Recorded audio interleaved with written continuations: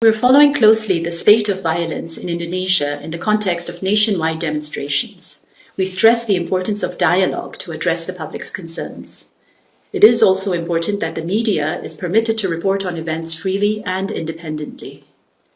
The authorities must uphold the rights to peaceful assembly and freedom of expression while maintaining order in line with international norms and standards in relation to the policing of public assemblies. All security forces, including the military when deployed in a law enforcement capacity,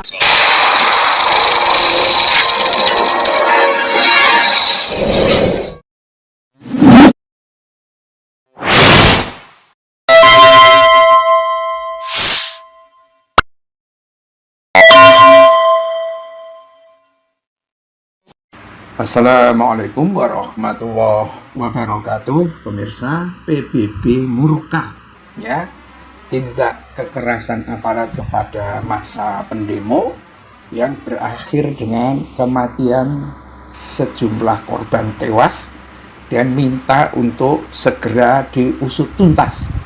Dan ini Rafina Samdasani, juru bicara kantor hak asasi manusia PBB ya, meminta kepada Indonesia agar menjaga ya hak-hak sipil.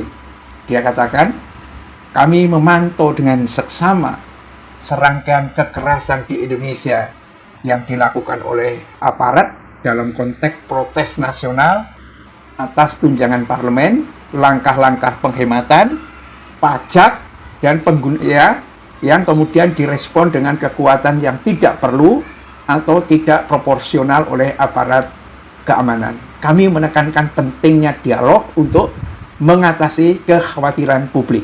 Ya, ini pemirsa, kenyataannya selama tanggal 28 apa 29 sampai sekarang ini, sampai 2 September ya, itu tercatat sedikitnya itu 10 orang korban meninggal dunia dalam aksi demonstrasi di berbagai kota ya. Tuh ya, mulai dari Afan Kurniawan ya, seorang pengemudi ojol online ya, yang tewas dilindas oleh kendaraan taktis Rantis Brimopolri di Pejompongan Jakarta Barat ya, sampai dengan yang terjadi pada tanggal 2 September itu. Total jumlahnya adalah 10 orang, dan ini sudah menjadi perhatian PBB.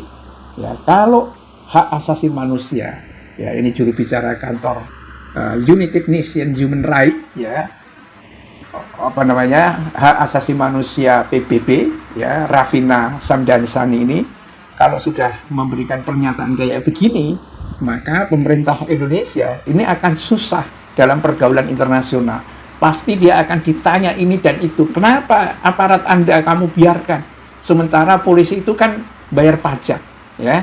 Kenapa tidak ini masalah narkoba dan macam-macam lah.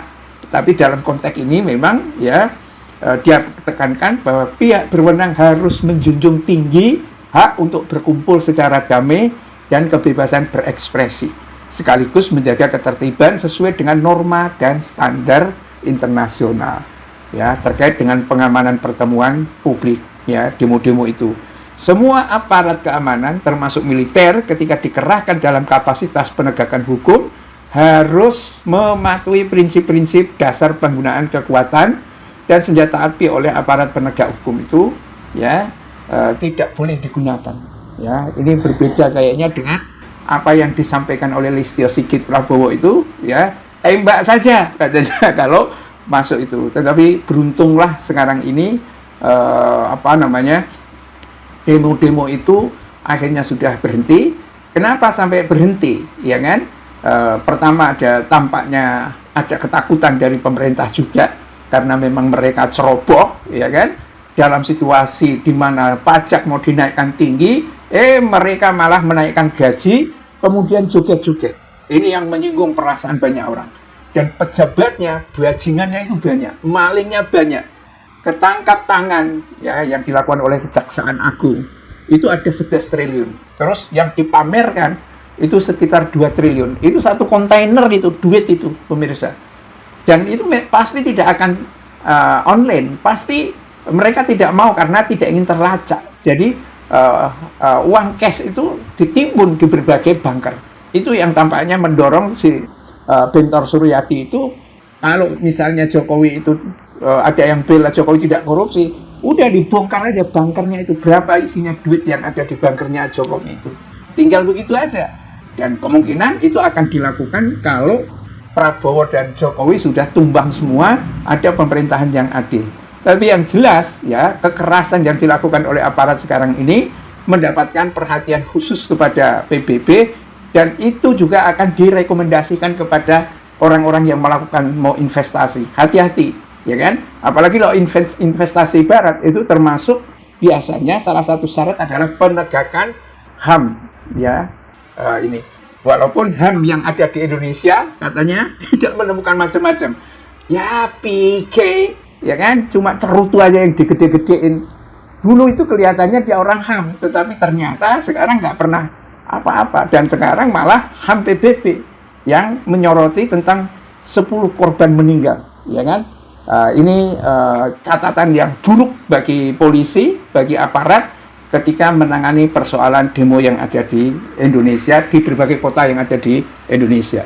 Billahi taufik wal hidayah. Assalamualaikum warahmatullahi wabarakatuh.